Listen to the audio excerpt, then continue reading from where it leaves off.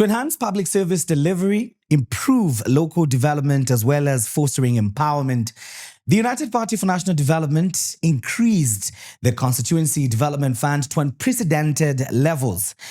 Just this year, in the first quarter of 2025, of the 36.1 million kwacha allocated to the Constituency Development Fund, only 72% was dispersed and about 58% was utilized, indicating a meager 8% utilization in relation to the total national budget allocation, which is 36.1 million kwacha. The name is Winston Mavoro. Thank you for joining me on the People's Space podcast. And today I'm privileged to be hosting a vibrant member of parliament. One I must say is among my favorites, not of course to flatter him, but just being honest, one of those sober voices that we have in parliament, according to me. And this is no other than Honorable, I was almost saying Mr., but he's Honorable. Christopher Kang'ombe, representing the people of Confinsa, and of course speaking to the important subject of the Constituency Development Fund, which has been, of course, a topic of discussion in recently.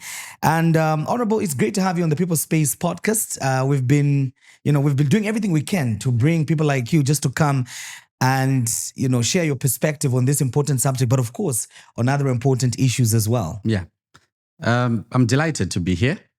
I know we've done quite a lot of work on Twitter. What do you call that space online? The online space where you interact with X, TikTok, Facebook, but I and all think this. this has been something I was also looking forward to. So I'm excited that you thought I could add value to the conversation around Constituency Development Fund. Whether it's working, what needs to be revised, to what extent does it change the outlook of local development. So yeah, I'm excited to be here, and many thanks to everyone behind this project. Yeah, so I did take a little bit of some time. I think I do follow your page, so I see once in a while what you update. You are a family man, I've noticed. Yes, I am. You're not shy about that. Yeah. So besides this sober voice, this thunderous, politician that ably represents the people of Confinsa, Yeah. people would like to know, apart from being a family man, I know you also love football. Who is Christopher Kang'ombe? Well, Christopher Kang'ombe was born in Kitwe. I was raised in Kitwe. Most of the things I've done actually start from Kitwe. School, getting into university at the Copperbelt University. I was born 1984, which makes me 40 years now. Mm-hmm. Started my primary school within my constituency at a school called Justin Kawe Basic School. Went into another primary school, Rokana Basic School, then Kitwe Boys, then university. I spent 5 years at Kitwe Boys. I remember grade 9, everyone wanted to come to David Kaunda, everyone wanted to go to Hillcrest because those were the good schools. I had the points I needed to make it to these good technical schools. But I think there's this attachment I've always had to my city, to the place where I was born. So I ended up, when they were listing down those going to David Kaunda and whatnot, I said, I'll continue at Kitwe Boys. And I was privileged to be appointed head boy for the school. And that is where my first encounter with leadership starts, because then you are attending these meetings, you are the pupil they sent to go and do public speaking, you are debating policy issues, you are in high school, and then you start learning about governance issues. So pretty much that is who Christopher Kang'ombe is, someone who is very passionate about representing others where there are issues that have to be delivered. And then I went into university, went into student activism. I was president for the Students' Union at CBU. And then later on, I decided, I'm going to go into mainstream politics. So yeah, and of course, like you said, I love football. I wanted to be a football player when I was growing up in Indeke, because a few meters away, we had Arthur Davis Stadium where Power Dynamos plays its football from. Then there's Nkana Football Club across the road in Musakile. So that was my neighborhood. So growing up, we all wanted to be football players, because really the stars we saw were the football players. So yeah, I think that summarizes who who I am. I read a lot. I love reading a lot of books. I'm reading a book entitled Reinventing Government. This is a book about two American authors that felt the bureaucratic system of governance has failed. You need to be innovative in governance. So I'm trying to read how certain states in America have been able to innovate to deliver public services. So yeah, I have a big library at home.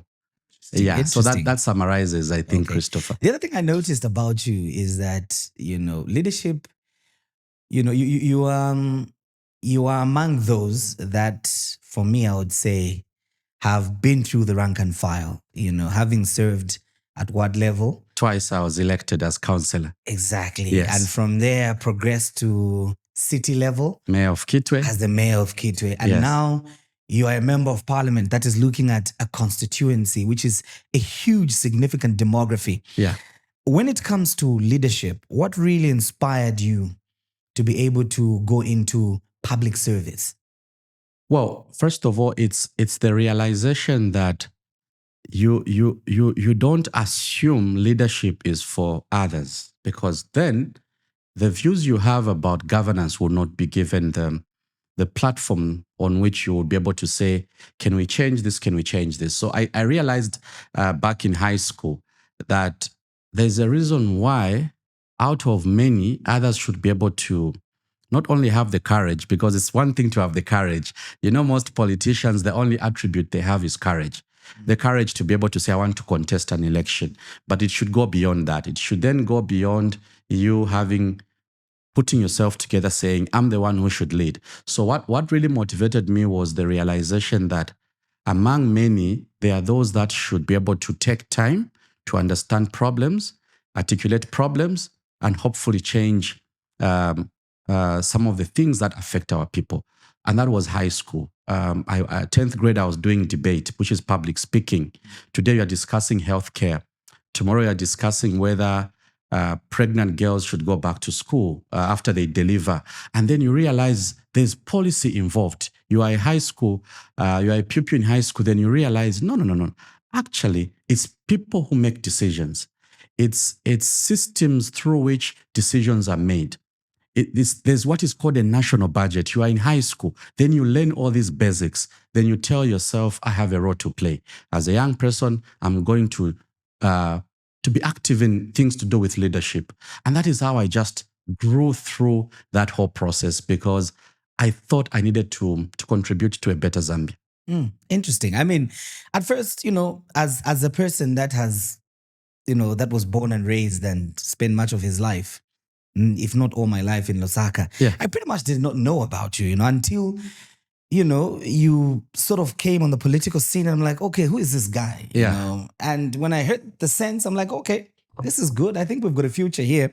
But anyway, obviously, today we're discussing the issue of the Constituency Development Fund, something that is very, very important, in my opinion, a tool that I believe is critical to not only, changing the narrative surrounding development, but also taking it to a place where development can actually be actualized, where it can become a reality. So in your constituency, what CDF projects can you say have been implemented successfully? And can you say CDF has worked in your constituency? Well, I know we've jumped to the constituency, but I'll say this. Many may not realize that CDF is not new. Yes. Okay. Now it's important, and I'll be very quick. So 1996, we remember President Chiluba was our president. We had a cabinet where MPs, ministers felt when they go back to their constituencies, the first thing they face or encounter is, a roof has been blown off.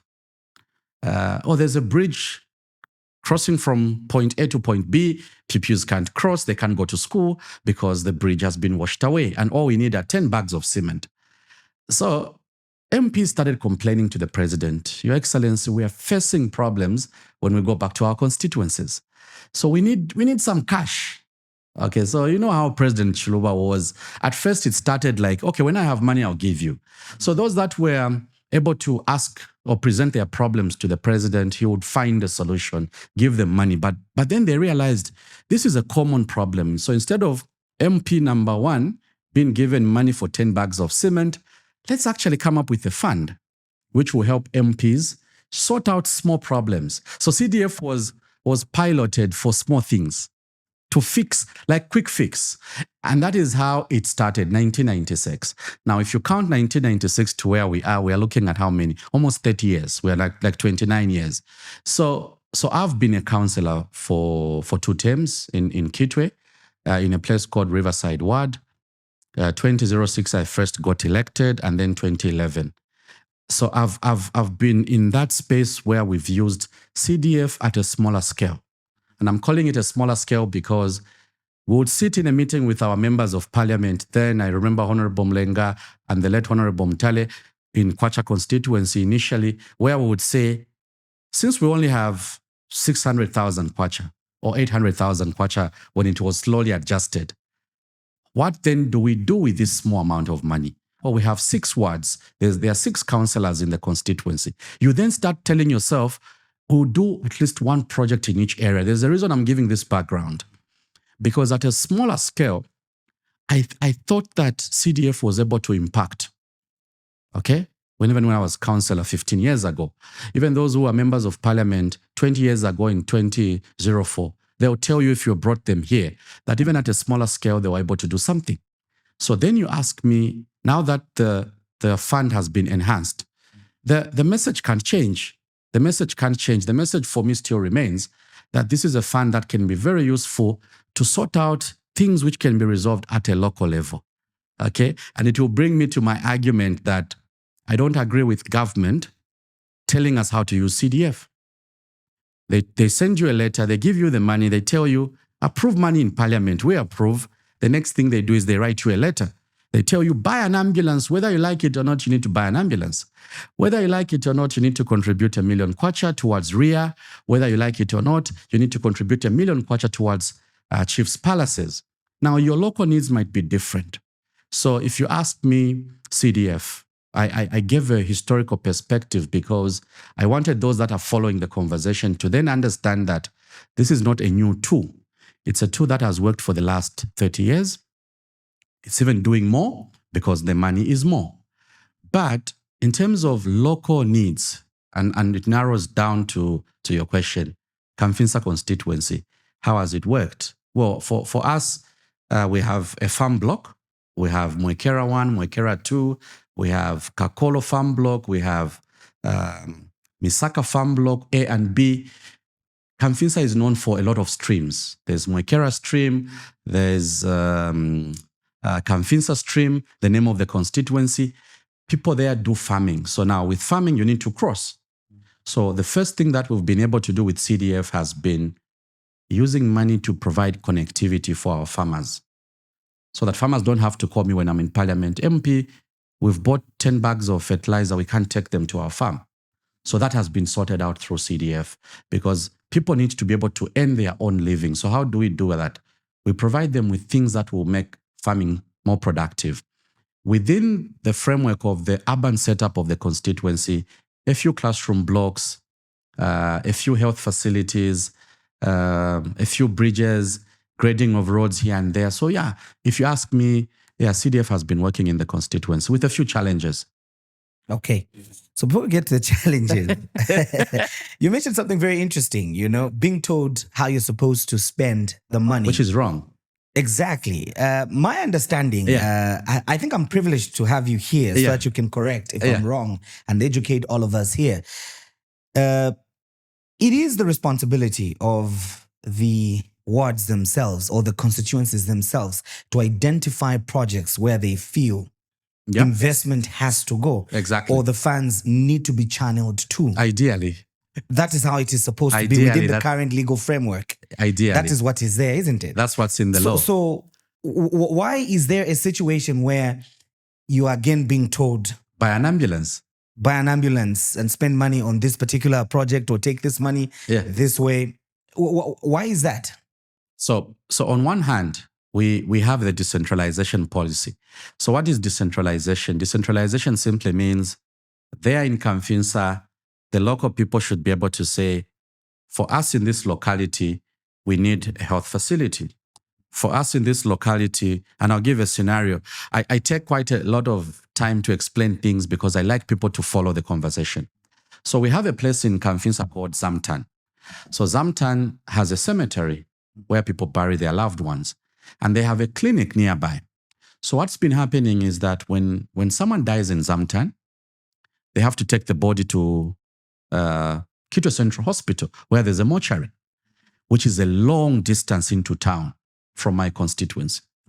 So the local people told me, I think that time I was mayor of Kitwe, they said, Mayor, we want a mortuary within Zamtan so that when someone dies, we put the body in the mortuary within Zamtan. Day for burial, we just pick up the body. It's 5 minutes away, we bury. So that's a local need. So when I became member of parliament, we processed the application, took it to the minister for approval. It was approved, but between you and me, you won't believe what happened. Ministry of Health said we can't have a mortuary there because there are these other requirements which are not in place. The government priority is not on the mortuary, it's on putting up a health facility. So then were those requirements not able to be achieved? So now now we are working on those requirements because we've built a mortuary. 2 years we can't use the mortuary because Ministry of Health says we need this, we need this, we need this. The point I'm making is that the local needs may be at variance with how a government ministry wants to progress. So the ideal picture is that when I'm in Lusaka, there must be a team called the Ward Development Committee, which should then call a meeting in Zamtan, call a meeting in Ndeke. If it's here in Lusaka, call a meeting in Mutendere. Be able to say, these are our local needs. We need a health facility, we need a mortuary, or we need a maternity annex, or we need a classroom block. Then the minutes should be used to be able to request funding to be approved. Ideally, that's what should be done in line with decentralization, in line with the law. But unfortunately, it's half the time they'll tell you, okay, do what you want to do, but we can only allow you to spend maybe 10 million kwacha on the local things you need. The rest, government will tell you what to do. It's been the practice for the last 4 years. It's different from when we were councillors. When we were councillors, you get 800,000 kwacha or you get 1.6 million. You then sit and decide how you're going to use it. The current CDF is different. It's, okay, this we agree.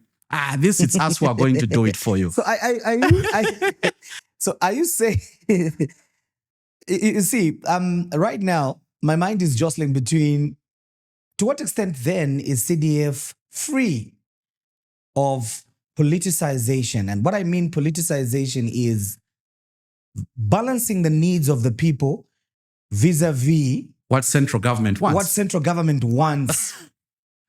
You know, I mean, look, I've always asked people this question, and this, you know, is not only to the current government, but even to politicians such as yourself, to say CDF is a very good thing. Yeah.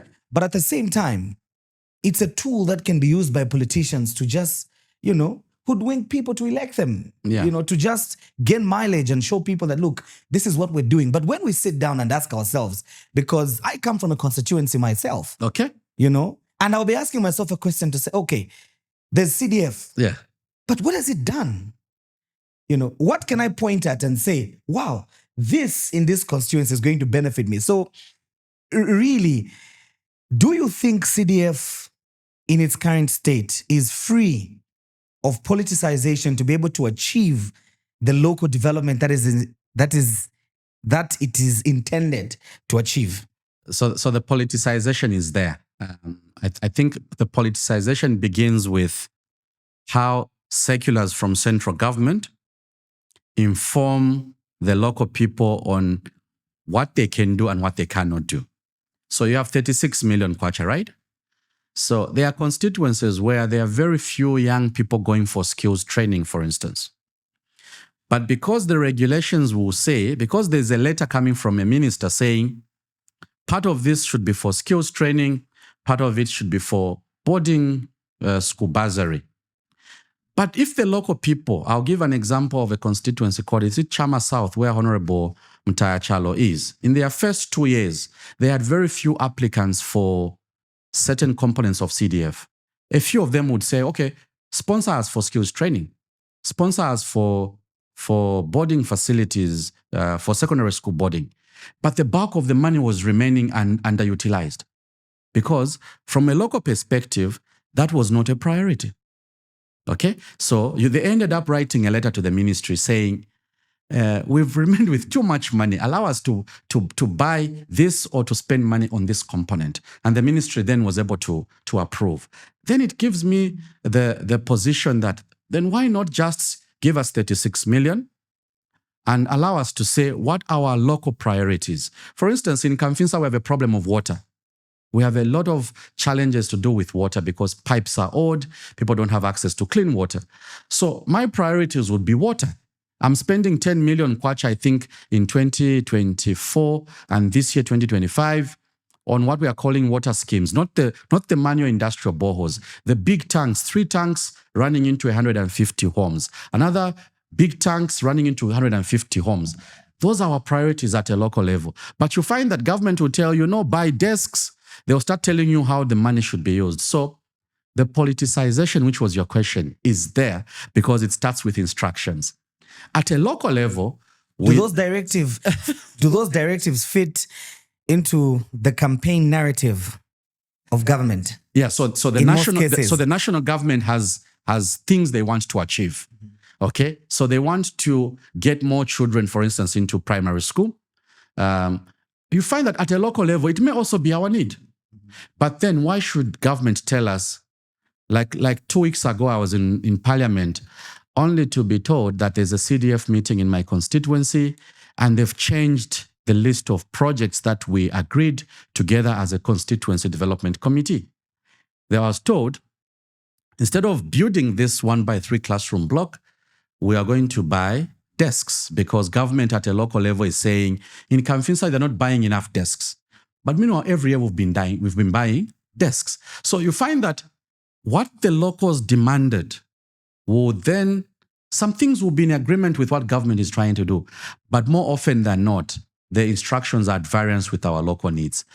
So the politicization, which was your question, I look forward to a day when constituencies will be given money and then government would be able to say, tell us what your local needs are. If we feel those local needs are not priorities of government, we'll guide you.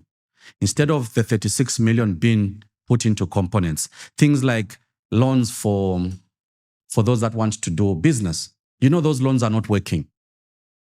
Anyway, we'll get to that. We'll find out how those loans are not working. No, they're not working.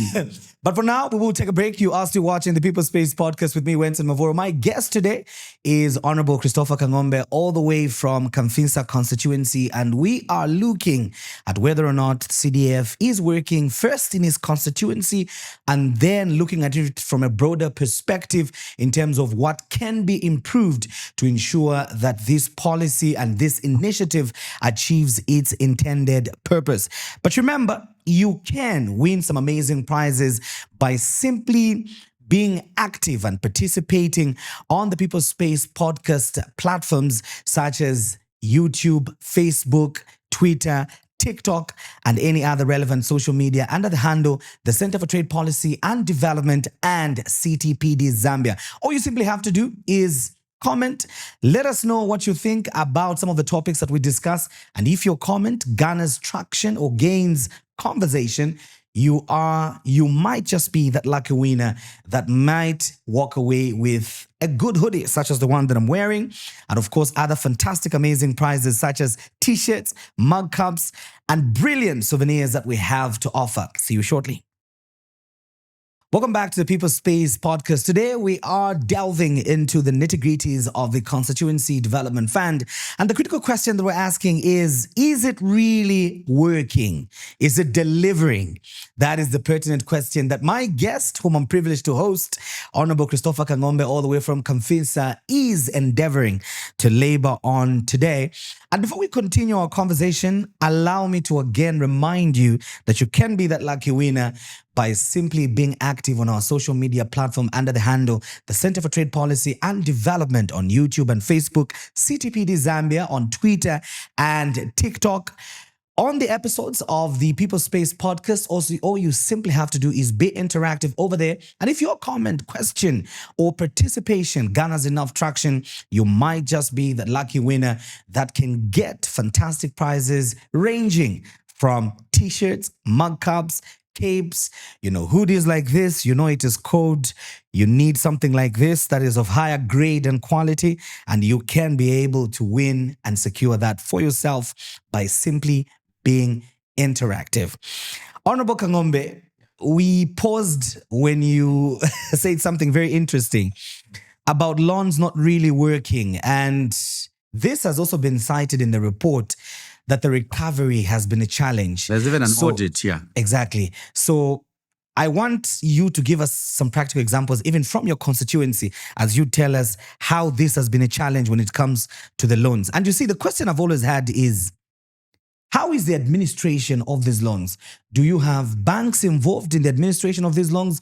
If so, what are the terms and conditions surrounding? What's the role of the bank? And what is the role of the bank? What terms do they use? Because if I go to borrow from a bank, remember the bank operates on a profit. So how do they administer? Like, how is this whole thing administered? Well, so loans start with, so there's a component for empowerment. I'll narrow it down to that.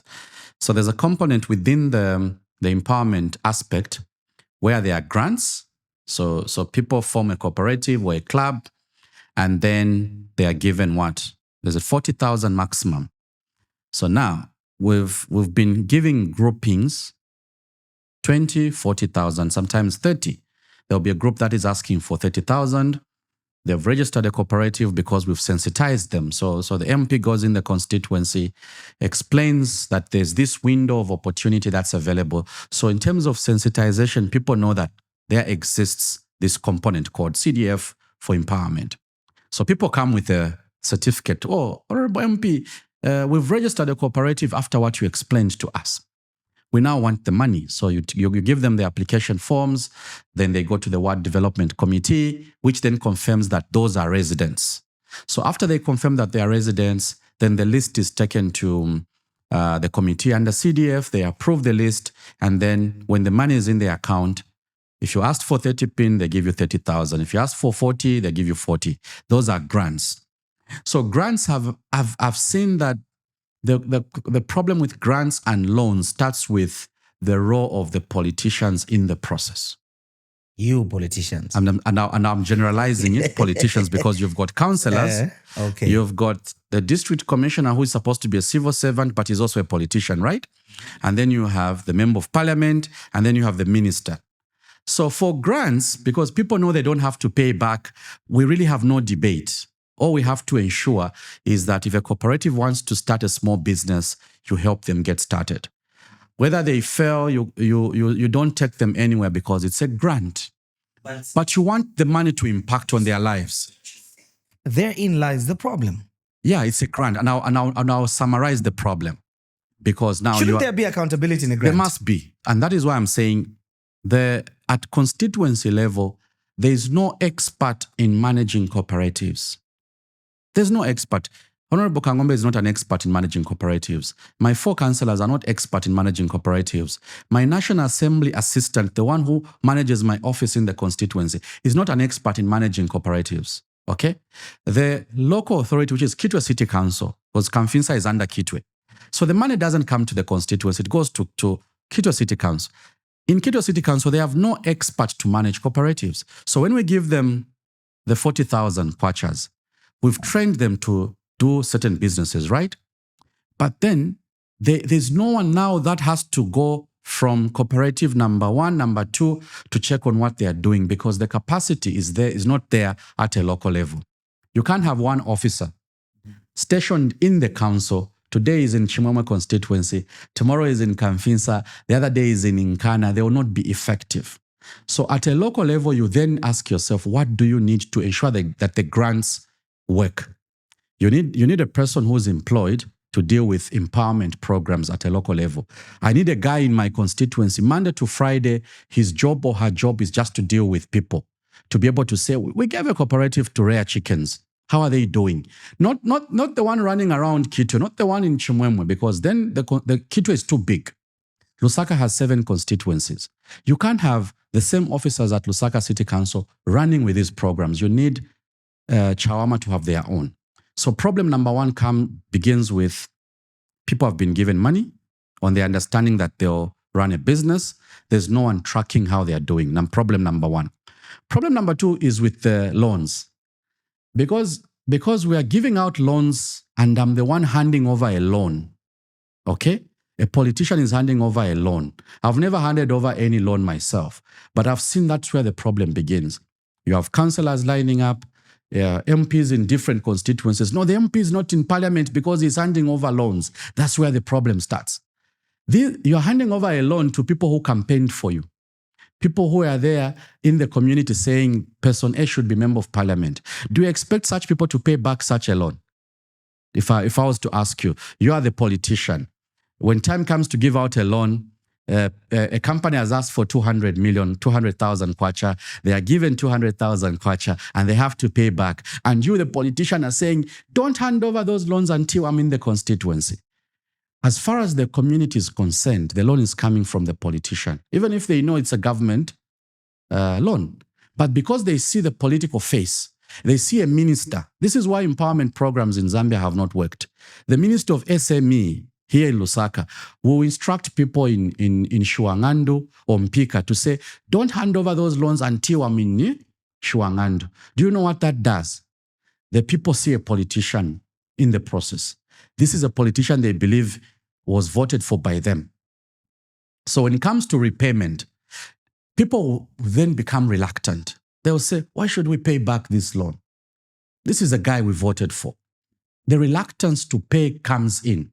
So if you ask me, where is this not working? The loans are not working because there's a political face to the process. This is why my view as Christopher Kang'ombe is that can we get all these empowerment monies into CEEC? There's only one institution in Zambia by law which is supposed to handle empowerment funds. Citizens Economic Empowerment Commission, headed by a Director General. Okay? He's not a politician. You didn't elect him anyway.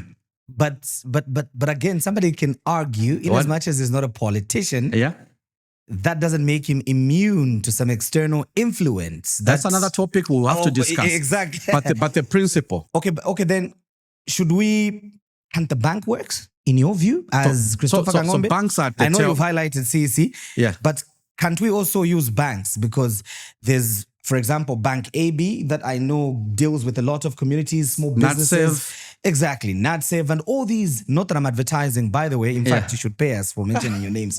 But anyway, there are these banks that can offer this service. So apart from CEC, as you speak to CEC, don't you think banks also, because banks don't care who you are. As long as they're the ones who gave you, they'll give you the terms. Yeah. And you have to pay back. So even in the current process, banks are at the tail end. So once the applicants have brought their applications, whether it's a loan or a grant, okay, let's deal with the loan first. You then take the applicant's list to a bank. So Kamfinsa has a bank which handles the monies for Kamfinsa. But you see, the bank is only given a list to disperse. When the applicants have brought the application from the Ward Development Committee, people have said these are from the constituency, the project proposal has been screened, it then goes to a bank. The bank then will start looking at how much money do we have in the account, ensure that everyone opens a bank account with us, and then they disperse the money. Now, there's a bad credit culture in Zambia, you know that. Very much. People don't pay back credit. So worse when they see a politician. So banks are only playing a disbursement role. They're at the tail end. So my view is that instead of putting banks at the tail end, why not allow an institution that is not led by a politician to deal with empowerment loans? Because loans have to be paid back. Okay? I believe in Zambians. I believe Zambians can do better. But you see, we also need to change our credit culture.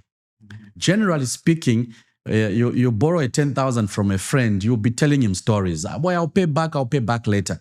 Worse if the money is coming from government and the one handing over the the checks is a politician. So my proposal, and I'll narrow it down to 3 things we need to do. Number 1, let's detach CDF from dealing with loans. Let CDF continue giving what we may call grants. They identify the most vulnerable in our community, those who need a 40,000 to get started, those that we know, okay, these are learning the ropes.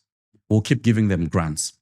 But for loans, you can't give one company 200,000 kwacha, and you're there, the politician, you're handing over the checks.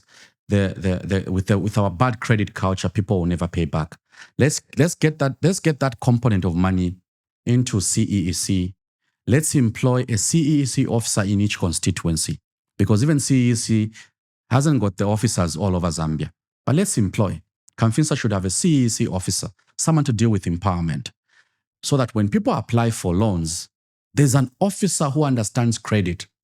Because money has to be managed, money has to grow, money has to work for other citizens. So we have to make it work. Let's have a business sense around loans. Instead of just giving, I'm not saying increase the interest rate. I'm saying keep the interest rate low, below 12%, whether it's 5% per annum, simple interest, I have no problem. The problem I have is, why should the Minister of Sports and Art be the one saying, we're giving out empowerment loans? Just explain the policy. That's your role. Issue a ministerial statement in Parliament. Explain that government is working. End there. When the disbursement starts, there should be no political faces, because you want that money to work for other citizens. Talking about the politicization of CDF and what you're just saying here. Yeah. I read somewhere on social media by somebody who's quite a prominent figure when it comes to, social commentary within the civil space. Yeah. Who said that it's not the job of the members of parliament to deliver development.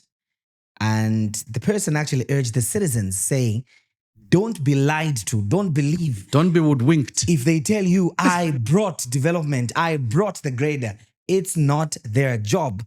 Their job is to make laws in parliament. Yeah. And it is the job of the local authority to be able to deliver public services. Public service, which includes development and improving the welfare of the citizens in those respective localities. Your thoughts on that? So that's another conversation for another day. But the summary of it is, unfortunately, politicians have to get elected. For you to become a lawmaker in parliament, you have to get elected. For you to pass the budget, because we perform 3 things: lawmaking, budget approval, and oversight. For me to take government to task in parliament, I have to be elected.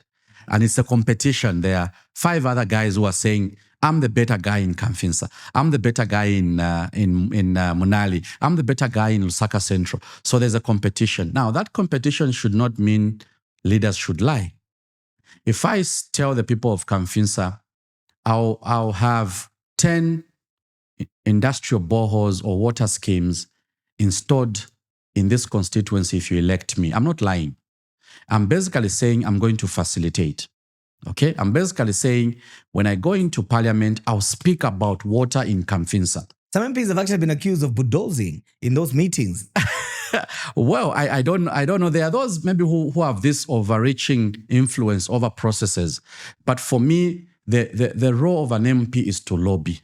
Speak enough in parliament, discuss issues of budget, ask how much money is going into constituencies, and then we see how we can get around that problem. So there's no harm in saying, if you elect me, we'll make sure that this and this is done.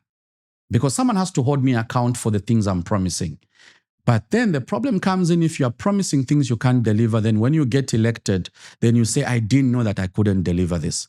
Then that's a totally different issue. Yeah. Interesting take there. So, while as we're talking about the issue of empowerment, loans and grants, you earlier said there are some challenges. I know in our conversation you've been highlighting some of the challenges, that surround the implementation or administration of CDF in various constituencies. If you look at, for example, generally on the Copper Belt, like I was reading the report.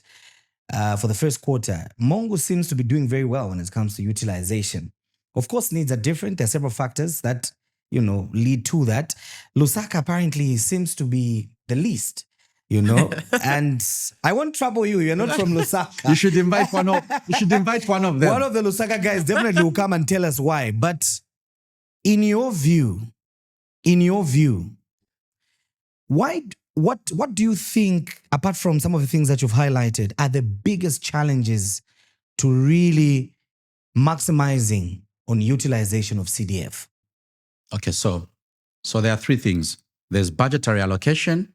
Each constituency gets 36 million. That's just a budget issue. There is also disbursement.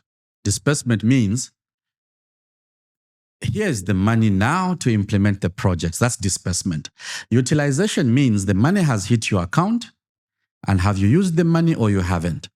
So the problem starts with disbursement. So government has become very poor, I think the last 2 years, in getting the money out. That's how come now they are saying, if you want the money for a project A, you write to us. Okay? So the year starts, they tell you, here, you're going to get 36 million. That's what they tell us. So we get the minutes right. We get all the approvals with the minister, but then we start waiting for the money. So we are now in, which month are we in? We're going into August. We haven't been given money for 2025 CDF. The only money that has come is the component for sending these who are below 35 for skills training. That component has come. But for these physical projects, you want to do a water scheme, these you have to write again, like an individual letter asking for the money, the same money that has already been approved. So problem number one is basically late disbursement of funds by government. And they have to own up to that responsibility. Second problem is that for urban constituencies like Kitwe, Lusaka, and Ndola, Lusaka has got 7 constituencies. And you have how many? 33 councillors, meaning you have 33 wards. So every ward wants bill of quantities. Every ward wants a technical report, because you can't spend money without a technical report which says the location for this project is okay, the needs of the people will be covered. There must be a report somewhere. Now, imagine 33 wards. Imagine the townships within a ward that have to be attended to, where you have to do the technical report, where based on that report, the money now is released.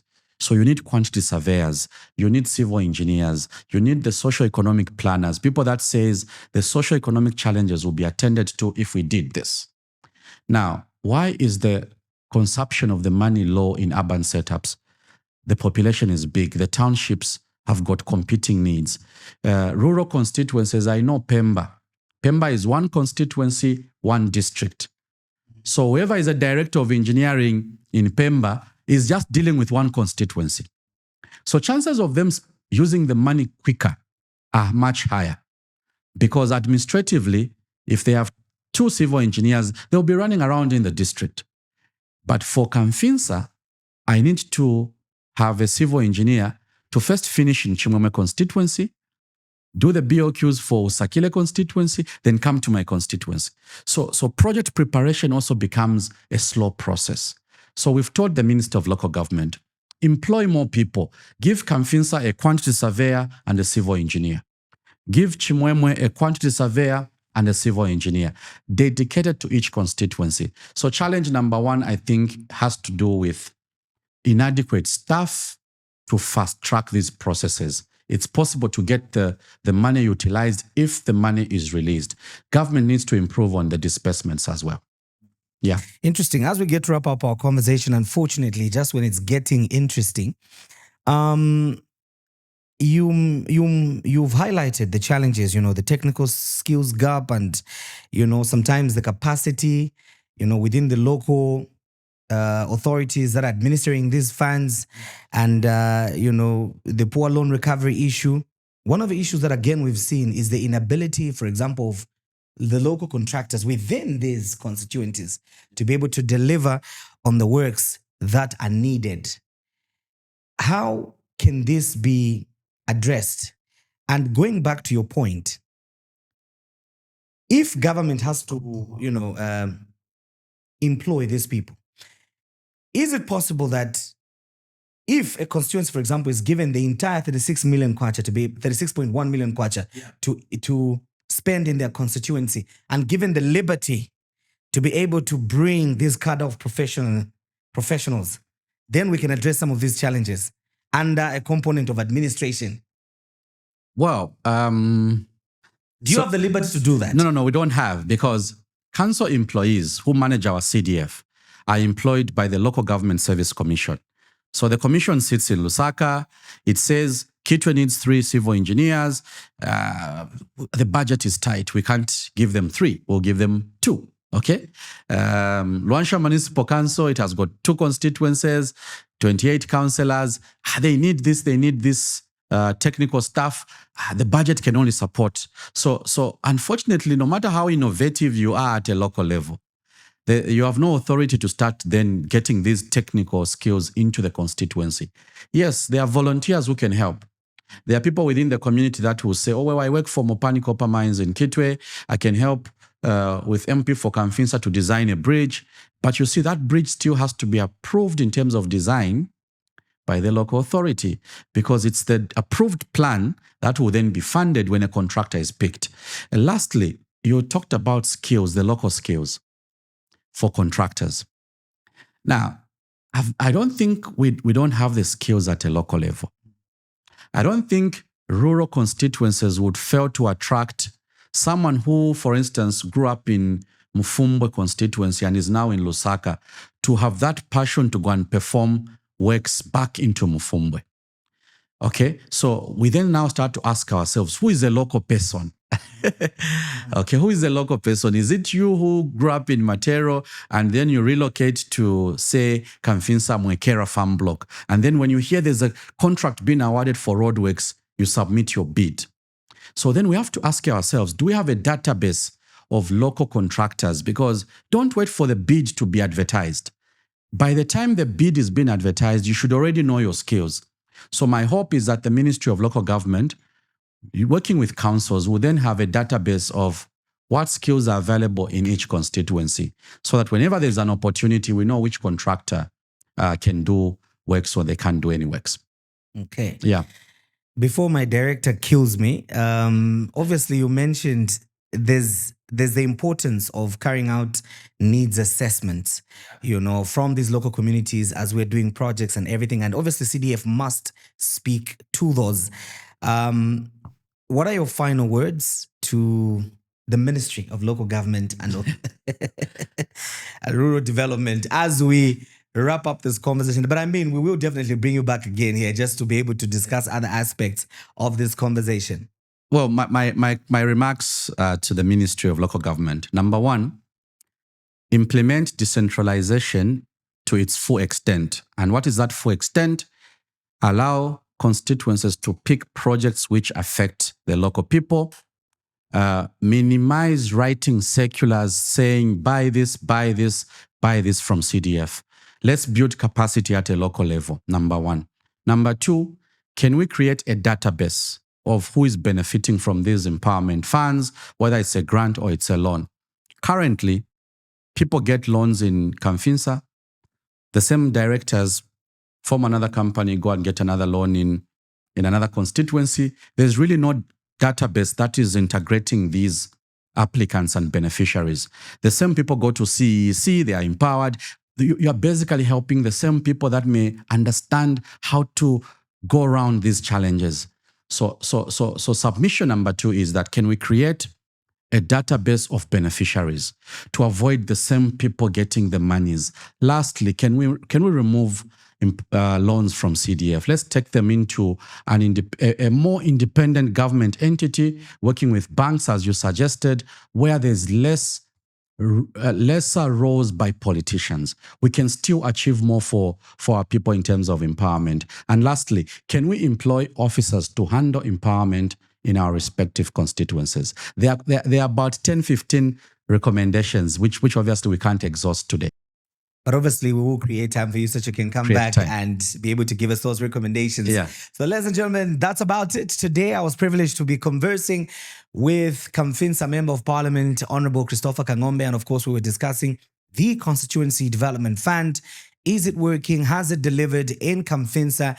And he has shared his perspectives. And at the same time, as is the goal of this platform, not only to criticize, but provide solutions, he has provided some recommendations that can be considered for adoption by the Ministry of Local Government and Rural Development.